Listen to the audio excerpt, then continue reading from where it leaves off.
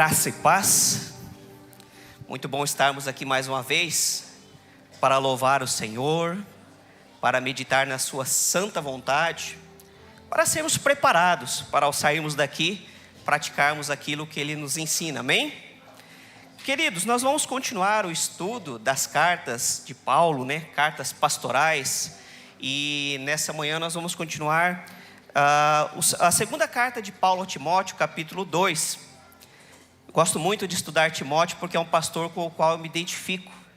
Um pastor que começou jovem, teve suas dificuldades, teve provavelmente as suas indagações, suas questões, suas dificuldades, suas lutas, E assim como Timóteo, eu também comecei cedo no pastoreio. Então me identifico muito com o pastor, jovem pastor Timóteo, 2 Timóteo, queridos, capítulo 2, a partir do versículo 1, diz assim: Portanto você, meu filho, fortifique-se na graça que há em Cristo Jesus.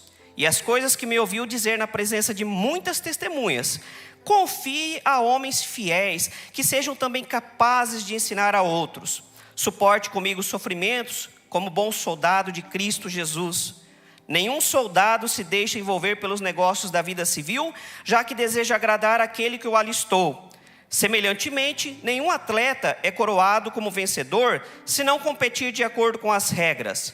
O lavrador que trabalha arduamente deve ser o primeiro a participar dos frutos da colheita. Reflita no que estou dizendo, pois o Senhor lhe dará entendimento em tudo. Lembre-se de Jesus Cristo, ressuscitado dos mortos, descendente de Davi, conforme o meu evangelho, pelo qual sofro a ponto de estar preso como criminoso. Contudo, a palavra de Deus não está presa. Por isso, tudo suporto por causa dos eleitos, para que também eles alcancem a salvação que está em Cristo Jesus, com glória eterna. Esta palavra é digna de confiança. Se morremos com Ele também viveremos. Se perseveramos, com Ele também reinaremos. Se o negamos, Ele também nos negará. Se somos infiéis, Ele permanece fiel, pois não pode negar-se a si mesmo. Continue a lembrar essas coisas a todos, advertindo-os solenemente diante de Deus, para que não se envolvam em discussões acerca de palavras. Isso não tem proveito e serve apenas para perverter os ouvintes. Procure apresentar-se a Deus aprovado, como obreiro que não tem do que se envergonhar, que maneja corretamente a palavra da verdade. Evite as conversas inúteis e profanas, pois os que se dão a isso prosseguem cada vez mais para a impiedade. O ensino deles alastra como câncer. Entre eles estão Himeneu e Fileto. Estes se desviaram da verdade, dizendo que a ressurreição já aconteceu, e assim alguns pervertem a fé. Entretanto, o firme fundamento de Deus permanece inabalável e selado com esta inscrição: o Senhor conhece quem lhes pertence. E afaste-se da iniquidade todo aquele que confessa o nome do Senhor. Numa grande casa há vasos não apenas de ouro e prata, mas também de madeira e barro. Alguns para fins honrosos, outros para fins desonrosos. Se alguém se purificar dessas coisas, será vaso para a honra, santificado, útil para o Senhor e preparado para toda boa obra. Fuja dos desejos malignos da juventude e siga a justiça, a fé, o amor e a paz, juntamente com os que, de coração puro, invocam o Senhor. Evite as controvérsias tolas e fúteis, pois você sabe que acabam em brigas. Ao servo do Senhor não convém brigar, mas sim ser amável para com todos, apto para ensinar, paciente. Deve corrigir com mansidão os que se lhe opõem, na esperança de que Deus lhes conceda o arrependimento, levando-os ao conhecimento da verdade, para que assim voltem à sobriedade e escapem da armadilha do diabo que os aprisionou para fazerem a sua vontade. Queridos, em 2 Timóteo, no capítulo 1, que o pastor Márcio esteve trazendo a mensagem no domingo passado, nós vemos que Paulo ele está preocupado com Timóteo. Ele fala das lágrimas de Timóteo, ele reconhece as lutas de Timóteo, o sofrimento de Timóteo, e até o encoraja a manter viva a chama do dom de Deus sobre ele, sem que ele se acovardasse. Paulo está preocupado com o seu discípulo. E talvez Paulo temesse que Timóteo estivesse prestes a desviar, a fraquejar, a desistir, por causa das lutas e provações que ele estava enfrentando. Aliás, em 2 Timóteo, no capítulo 1, Paulo fala de algumas pessoas que já haviam abandonado a fé. Ele cita, por exemplo, Fígelo e Hermógenes, pessoas que começaram na caminhada, mas Paulo aqui não revela o porquê, em algum momento eles desistiram na caminhada. Então Paulo, com o coração pastoral, estava preocupado com o jovem Timóteo, porque sabia das lutas que ele enfrentava. Se isso já não fosse o bastante, as oposições que Timóteo enfrentava, as lutas, as dificuldades, Timóteo ainda era muito jovem para aquela época. Ele devia ter aproximadamente uns 30 anos. E um jovem pastor com essa idade era algo incomum para aquela época. Então, certamente que Timóteo ele enfrentou muita oposição dentro da sua comunidade, porque ele era visto como uma pessoa ainda muito jovem, muito nova. Uma pessoa para alcançar a posição de ancião, de pastor, de bispo, ele tinha que ter no mínimo uns 40 anos. Então se coloque no lugar de Timóteo, uma pessoa jovem, numa posição de liderança muito importante, né? A importância de pregar a palavra com fidelidade, de orientar outras pessoas.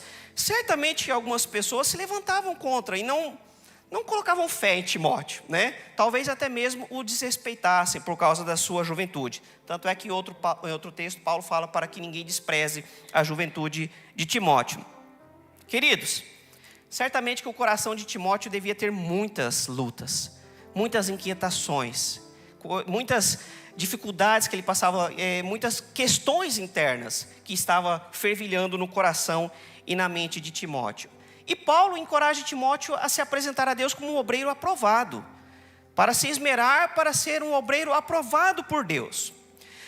Mas, queridos, nós precisamos entender a situação que havia aqui. Paulo, ele estava muito desejoso de estar com Timóteo, mas Paulo estava preso em Roma e Timóteo estava em Éfeso, cerca de 1.700 quilômetros de distância. E se hoje a gente consegue fazer essa viagem rapidamente de avião, naquela época levava meses para você conseguir fazer essa viagem.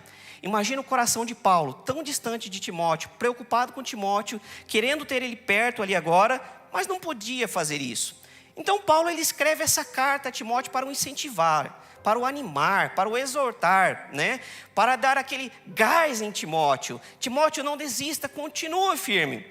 Nós vemos aqui então o coração de um pastor, falando para um outro pastor.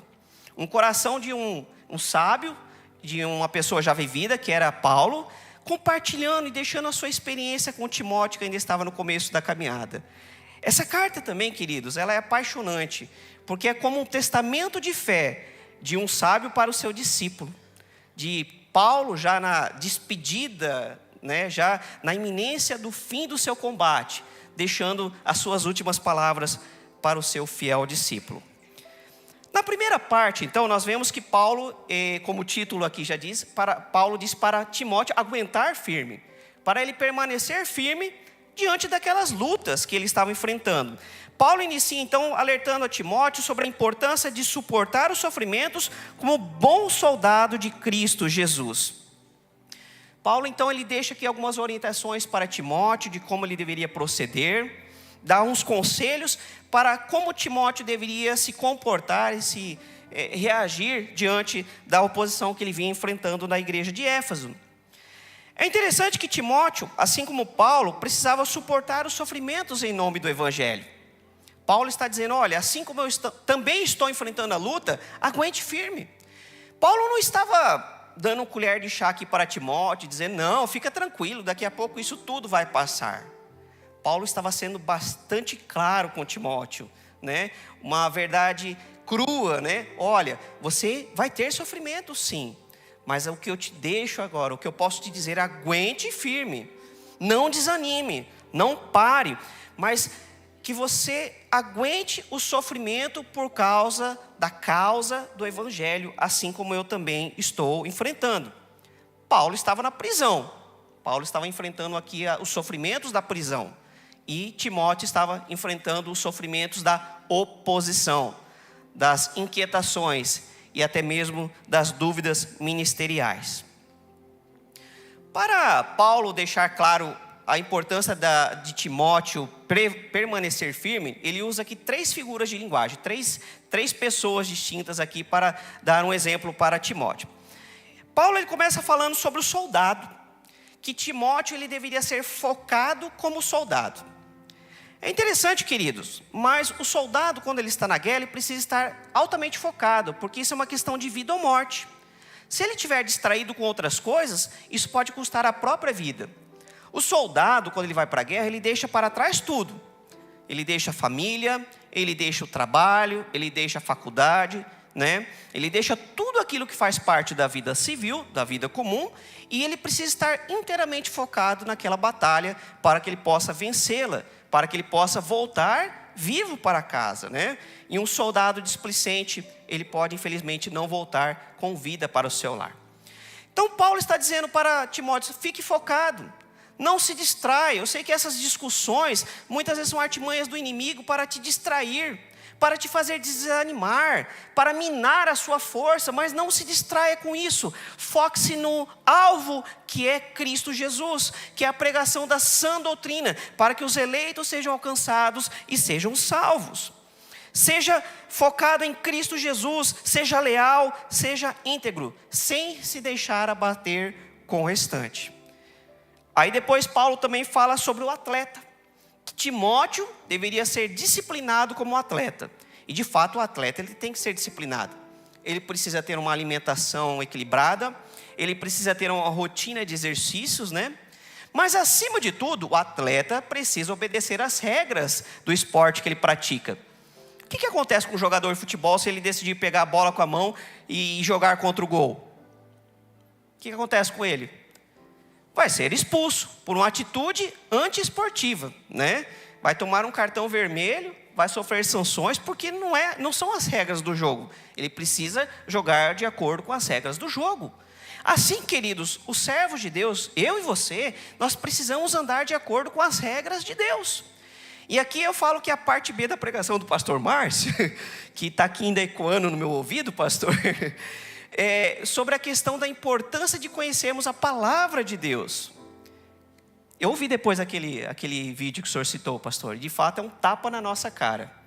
Como nós dizemos que a Bíblia é o nosso livro de fé e de prática, inclusive está na Constituição da nossa igreja, né? Muito sabiamente, se nós não conhecemos, se nós não lemos, se nós não entendemos as regras da vida do cristão. E quem não conhece as regras vai correr o risco de pegar a bola do futebol com a mão e fazer um gol contra. Por isso nós precisamos conhecer a palavra do Senhor, sermos disciplinados como atleta, obedecendo integralmente as ordenanças de Deus, para que em tudo sejamos bem-sucedidos. Na vida ministerial não tem atalhos, na vida cristã também não. Timóteo também, Paulo, para falar sobre a importância da persistência, Paulo usa para Timóteo a figura do lavrador. É interessante que o lavrador, né, o agricultor, ele planta na esperança de colher. Ele aguarda. Ele não sabe qual semente vai germinar, qual vai prosperar, qual vai gerar o fruto. Mas ele planta na expectativa de uma boa colheita. A vida do cristão é assim também, especialmente os ministros da palavra, né? A nossa alegria é semear a palavra do evangelho na expectativa de que vidas sejam alcançadas e transformadas, como o pastor testemunhou aqui na quarta-feira, né? Uma vida que foi alcançada e transformada por causa da palavra do Senhor. Essa é a nossa alegria, a nossa expectativa. Assim também é na vida do cristão. Primeiramente, a esperança da salvação e da vida eterna. Nós semeamos aqui na expectativa de colhermos na vida eterna. Mas também semeamos aqui na vida de pessoas na esperança de colhermos frutos, de que essas vidas serão alcançadas através das nossas vidas. Queridos, eu tenho um sonho de consumo, que quando chegar nos céus, né, o Senhor vai me chamar num cantinho e falar: Juliano, vem cá, vou te mostrar as vidas que foram alcançadas através das suas vidas, porque essa será a nossa coroa. E o meu desejo é poder ter alcançado uma multidão, pessoas que nem sequer eu conheci, mas que de alguma forma foram alcançadas através da palavra do Senhor. Essa deve ser a nossa alegria, essa é a nossa recompensa. Que você possa ter esse desejo no seu coração também, de quando chegar no lar eterno, você ser recebido por uma grande multidão de pessoas que foram alcançadas através da sua vida, através da palavra que Deus trouxe, né, suscitou da sua boca e também do seu procedimento. Mas, queridos, Paulo diz para Timóteo que para suportar os sofrimentos é importante nos fortalecermos na graça de Cristo. E aqui fica uma chave. É importante nos fortalecermos na graça de Cristo. Nenhum ministério é bem sucedido sem nos fortalecermos em Cristo Jesus. O Senhor, Ele é o dono da obra. Ele nos chama como obreiros. Mas nós nunca podemos nos esquecer de estarmos firmados no dono da obra. De nos firmarmos em Deus, de nos fortalecermos em Cristo Jesus, porque se nós formos para a obra apenas com instrumentos humanos, nós vamos inevitavelmente fracassar. E aí depois de tantas decepções nós vamos desanimar, e aí quando vemos, já paramos, porque se formos nessa luta com armas humanas, uma luta que é espiritual, nós não vamos vencer. Portanto, nós precisamos estar firmados em Cristo Jesus. E é isso que Paulo está falando para Timóteo. Timóteo, não se fortaleça no seu conhecimento, não se prenda à sua idade, que ainda é curta para a época, né? Que não se prenda a esses detalhes, mas firme-se em Cristo Jesus, que te escolheu e que te usa. Independente de quantos anos você tem. Ele te usa. Firme-se nele. Que você esteja firmado nele. E não na sua própria vida, não no seu próprio conhecimento, não nas suas próprias habilidades. E Paulo então nos diz que devemos nos fortalecer na graça de Cristo. Mas como que fazemos isso? Como que nos fortalecemos na graça de Cristo? Olhando para o exemplo de Cristo Jesus na cruz. Paulo ele deixa aqui um segredo para Timóteo, e um segredo que não é tão segredo porque já sabemos agora, né? E fica também essa palavra para nós. Olhe para Cristo Jesus. O que animava Paulo era o sacrifício de Cristo naquela cruz. Queridos, talvez há momentos em nossas vidas, talvez você já passou por um momento na sua vida, onde você já olhou para trás, para uma situação, ou para a sua vida como um todo e se perguntou, será que vale a pena? Será que eu não estou fazendo tudo isso em vão? Será que o meu trabalho serve de alguma coisa? Será que a minha vida, o meu casamento, eu como pai ou você como mãe, né? Será que tudo isso que eu tenho feito vale a pena ou é em vão? E até mesmo nós, pastores, né? Certamente, eu creio que os outros pastores também já passaram por isso, já vivi isso na minha vida, onde a gente pergunta, será que eu estou fazendo certo? Será que está valendo de algo? Será que eu não vou chegar lá no final da vida e achar que tudo foi um desperdício? Certamente que Paulo também teve esse questionamento. Mas ele diz que quando ele olhava para o sofrimento de Cristo, a fidelidade de Cristo, isso fortalecia. Porque ele viu que o sacrifício de Cristo não foi em vão. Cristo não ficou naquela tumba. Cristo não ficou naquele sepulcro, mas ele se levantou. Por isso o sacrifício de Cristo é válido. Por isso o sacrifício de Cristo trouxe vitória em nossas vidas. A vitória contra o pecado, a vitória contra a perdição eterna. E isso animava Paulo, porque ele sabia que as prisões, os naufrágios, os chicotes, as lutas, a zombaria, tudo isso valeria a pena pelas vidas que seriam salvas e pela recompensa que receberia no lar celestial. E é isso que ele diz para Timóteo. Timóteo, olhe para a cruz, não olhe para a circunstância, não olhe para as pessoas, não olhe para a glória deste mundo, que é vã, que é passageira. Mas olhe para a cruz de Cristo Jesus. Assim como ele venceu, você também, se ficar firme nele, será mais que vencedor. Somente olhando para o exemplo de Cristo, Paulo era capaz de suportar os sofrimentos que ele estava enfrentando. E somente assim nós também suportaremos. Querido, se você ficar olhando para a falta de reconhecimento, se você ficar olhando para a falta de gratidão, que muitas vezes acontece, se você ficar olhando apenas para as traições, que às vezes acontece, você vai parar. Por isso, eu e você precisamos olhar para a cruz, para Cristo, tão somente para Cristo e nada mais. Nos versículos 11 e 13, Paulo ele cita aqui um hino muito bonito, que provavelmente era um hino cantado ou recitado na igreja daquela época, né? E Paulo diz o seguinte nesse hino: se morremos com ele também viveremos. Queridos, essa é a certeza da nossa vitória. Que se nós morrermos com Cristo, com ele também viveremos. Ou seja, assim como Cristo morreu naquela cruz, mas ressuscitou, nós também um dia experimentaremos a ressurreição física. E já experimentamos agora a transformação espiritual. Então essa é a certeza da nossa vitória. E aí Paulo continua: se perseveramos, com Ele também reinaremos. Queridos, essa é a certeza da nossa recompensa, de que vale a pena. Por isso Paulo fala: olhe para a cruz, porque nela está a certeza, a firme convicção, a firme certeza da nossa recompensa. Não apenas aqui em vida, porque já temos recompensas aqui, mas a maior delas ainda nos aguarda, que é na vida eterna. Se o negamos, Ele também nos negará. E essa é uma advertência para não desistirmos. Não morra na praia, como a pessoa que nadou e desiste e morre afogado, já chegando na praia, né, depois de tanta luta. Por isso nós precisamos persistir. Não negue a Cristo Jesus. Se somos infiéis, Ele permanece fiel, pois não pode negar-se a si mesmo. E essa aqui é a certeza de que Deus é sempre fiel, querido. Por isso que vale a pena, porque temos a plena convicção de que não seremos envergonhados, que a nossa fé não é vã, mas ela é firme, que há coisas que nós não podemos ver, mas nem por isso deixam de ser reais, e um dia veremos face a face. Tem um hino muito antigo, acho que é do Osés de Paula, né? Que fala: o rosto de Cristo, pois assim eu creio pela minha fé, né? Que um dia eu verei face a face, pois assim eu creio pela minha fé, oh aleluia, o rosto de Cristo eu verei como Ele é. Queridos, essa é a nossa alegria, que hoje contemplamos a Cristo com os olhos da fé, mas um dia estaremos face a face.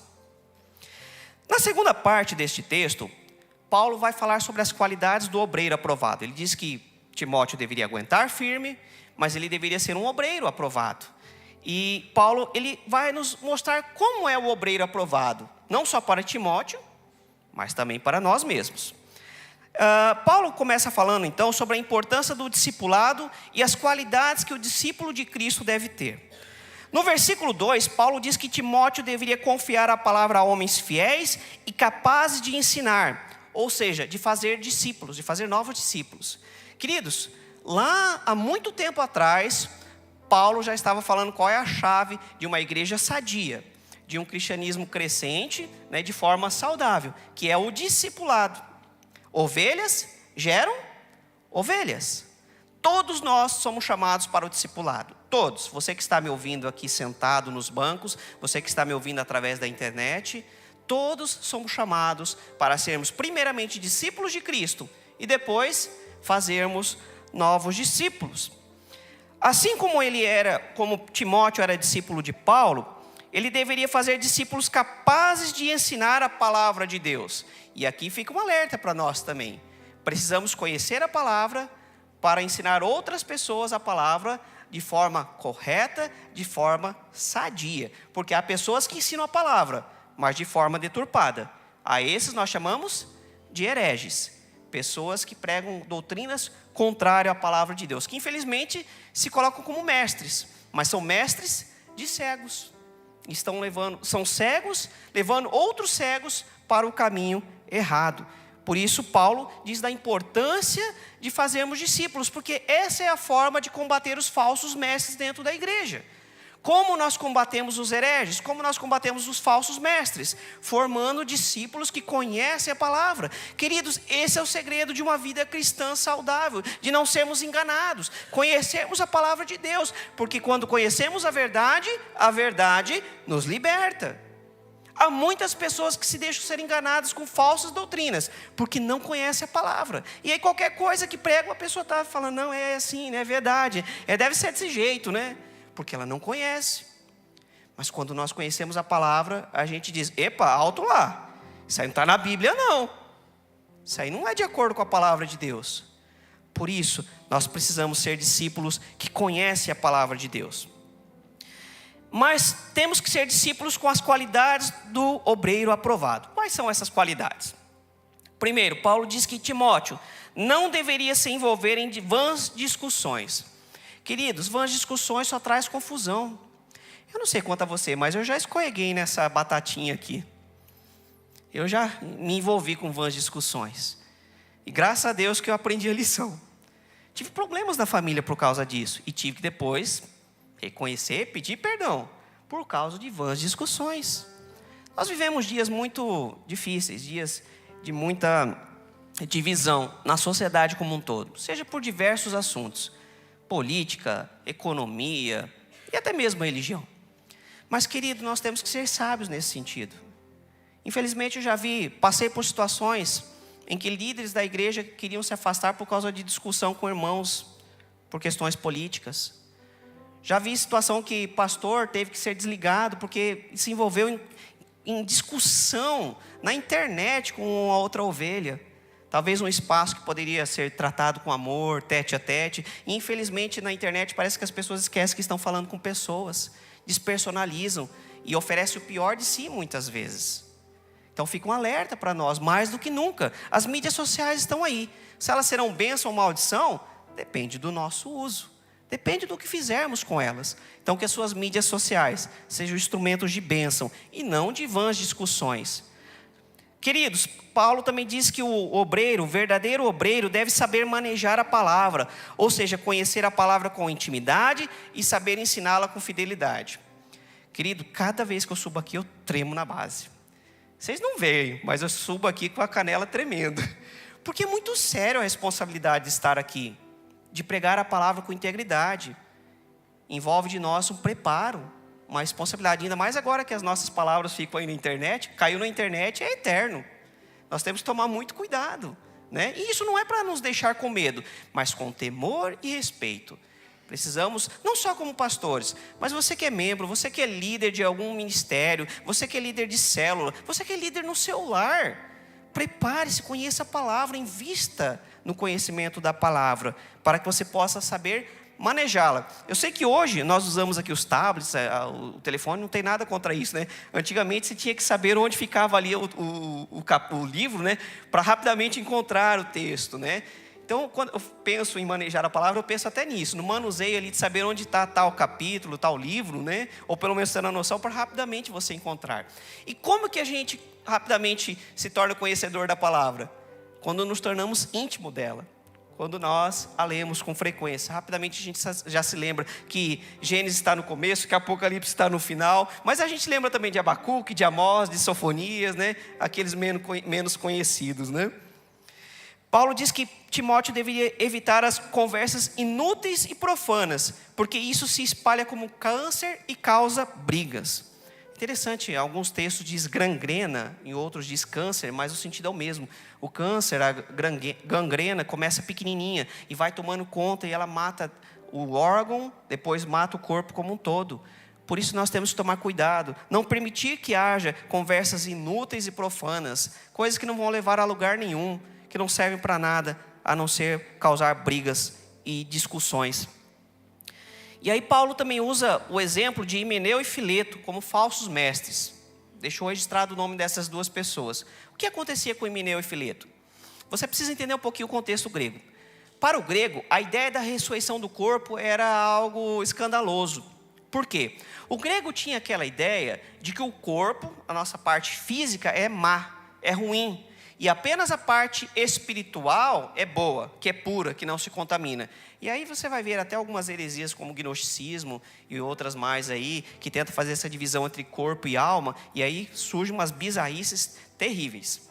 Mas o que acontece? Himeneu e Fileto eram os pregadores semelhantes dessa época que tentam tornar o evangelho mais palatável, mais fácil de digerir. E a verdade é que o evangelho tem umas verdades difíceis de digerir. Então o que eles diziam? Que a ressurreição não era física, mas era apenas espiritual, e que já tinha acontecido a ressurreição. Não haveria a ressurreição do corpo, mas a ressurreição era da alma, né, com a transformação de Cristo Jesus em nosso espírito. Então eles pregavam essa heresia. E Paulo está falando, não. A ressurreição vai acontecer, será física. O dia em que Cristo voltar para buscar aqueles que são seus, aqueles que estão mortos ressuscitarão, aqueles que estão vivos experimentarão a transformação de seus corpos, e então seremos elevados às alturas. Mas ali você já vê que havia pessoas tentando adequar o evangelho. Qualquer semelhança com os dias de hoje é mera coincidência. Quantos pregadores estão tentando florear o evangelho? Tornar mais fácil, o evangelho das facilidades, o evangelho da permissividade, o evangelho água com açúcar. Querido, o evangelho tem parte que é comida difícil de digerir. E para isso você precisa ter maturidade. Não dá para florear aquilo que a palavra não floreou.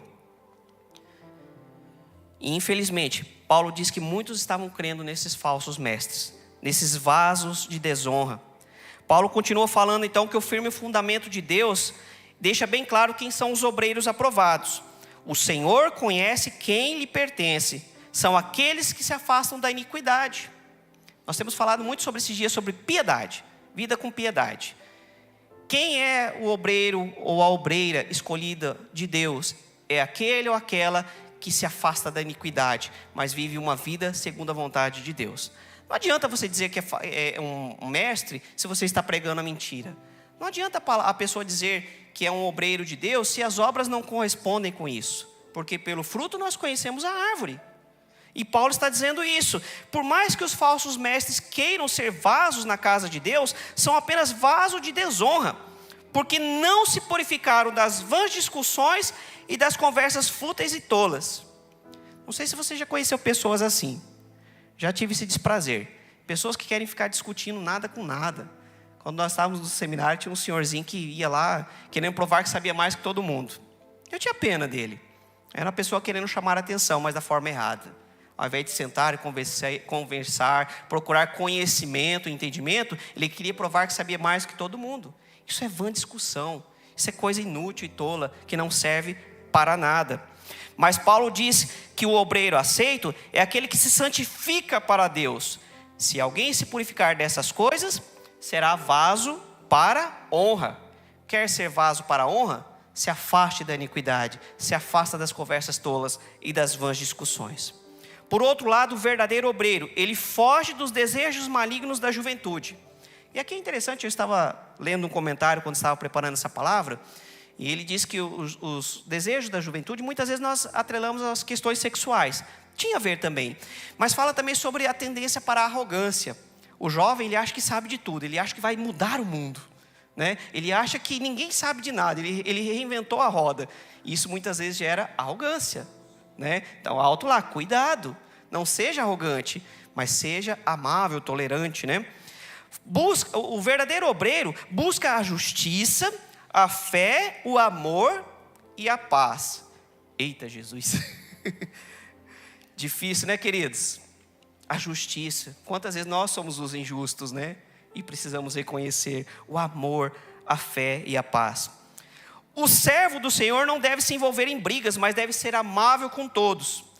Eu não sei quanto a você, mas algumas vezes eu preciso voltar para o prezinho nessa parte aqui, porque não é fácil ser amável com todos. Ser amável com os que nos amam é fácil. Eu lembro que uma vez um pastor pregou sobre a importância do Judas dentro da igreja e a importância de amar o Judas. Queridos, amar os discípulos amados como João é fácil, né? Mas e o Judas? Não é fácil, mas precisamos aprender.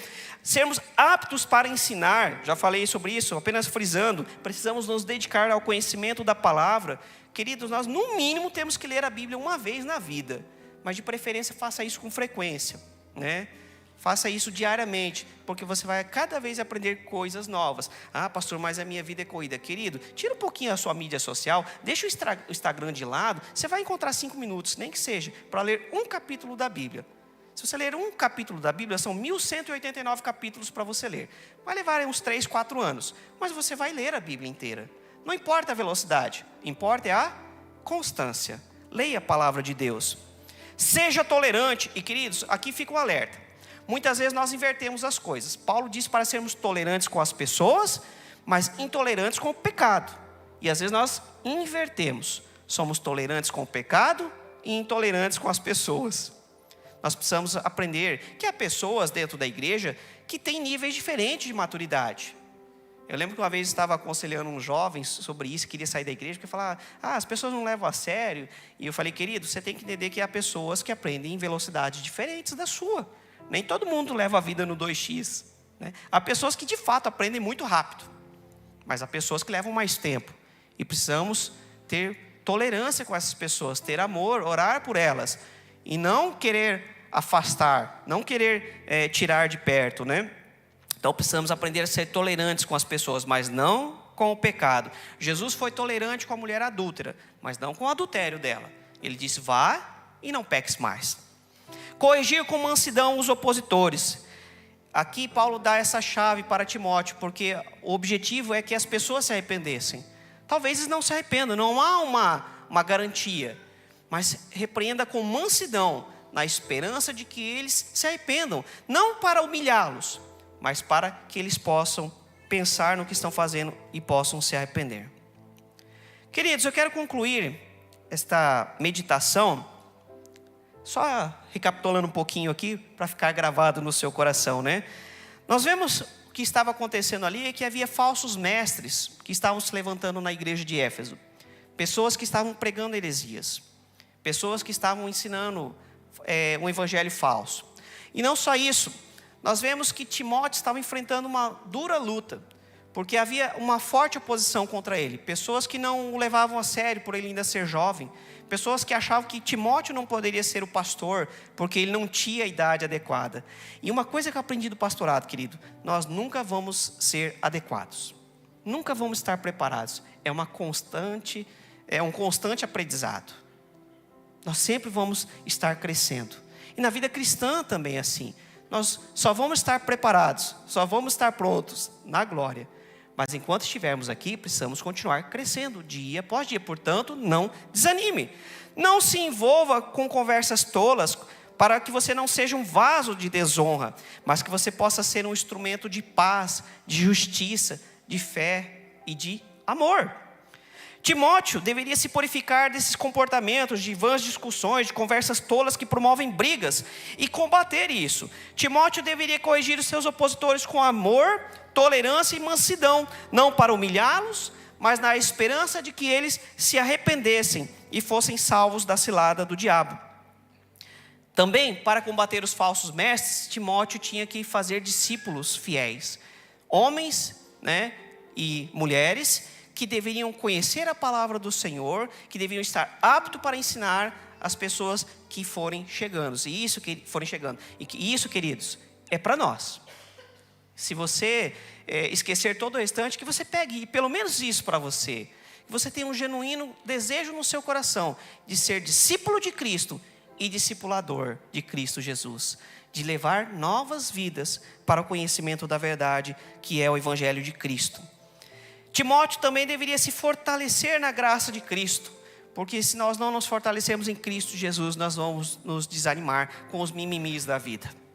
Se nós não olharmos para a cruz de Cristo, nós vamos procurar reconhecimento, glória própria, Vamos querer fama, vamos querer aplausos. E queridos, não é esse o nosso objetivo. Nosso objetivo deve ser servir fielmente ao Senhor. Se for para ganhar um like, que seja o de Deus.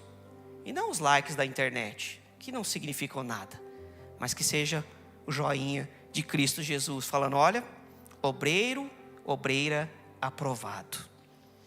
Fuja das paixões da mocidade, das discussões tolas e das conversas inúteis que causam brigas.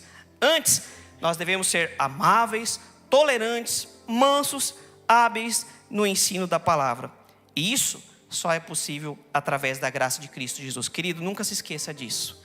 Se você acha que isso tudo é um dever seu, que você está sozinho, que Jesus te colocou numa situação e falou: se vira, não é assim. Nós precisamos nos fortalecer em Cristo Jesus, clamar pela misericórdia dele, porque do contrário nós não vamos conseguir. Que você busque sempre a força de Cristo Jesus, para que você seja obreiro e obreira aprovada por Deus. Mas nunca se esqueça, aguente firme, para que você possa provar da recompensa que há em Cristo Jesus. Vamos orar. Feche seus olhos nesse instante. Pai, que palavra maravilhosa. A palavra de um pastor já idoso, no final da sua carreira, sabendo que estava prestes de findar os seus dias, mas deixando um conselho de amor para um jovem pastor que estava enfrentando lutas, até mesmo talvez querendo desistir, e com tantas indagações, até mesmo a respeito do seu chamado e vocação. Mas o Senhor usou a vida de Paulo para fortalecer a vida de Timóteo. E assim hoje nós também somos fortalecidos através dessa palavra. Que possamos permanecer fiéis e inabaláveis. Pai, as lutas são grandes. Eu não quero minimizar a luta de ninguém, porque cada um conhece as suas dores e lágrimas. Mas eu conheço um Deus que nos fortalece. e que não importa a luta que estejamos enfrentando, é um Deus que é sempre maior do que qualquer dificuldade, um Deus que nos ama, um Deus que foi capaz de entregar o seu Filho naquela cruz por amor de nós. O que mais não fará por amor daqueles que são seus, daqueles que são escolhidos e escolhidas? Pai, dá-nos a firmeza e possamos olhar para a cruz de Cristo e nela sermos fortalecidos, permanecermos inabaláveis até o dia que Cristo vier para buscar aqueles que são seus. Oramos no nome de Cristo Jesus. Amém.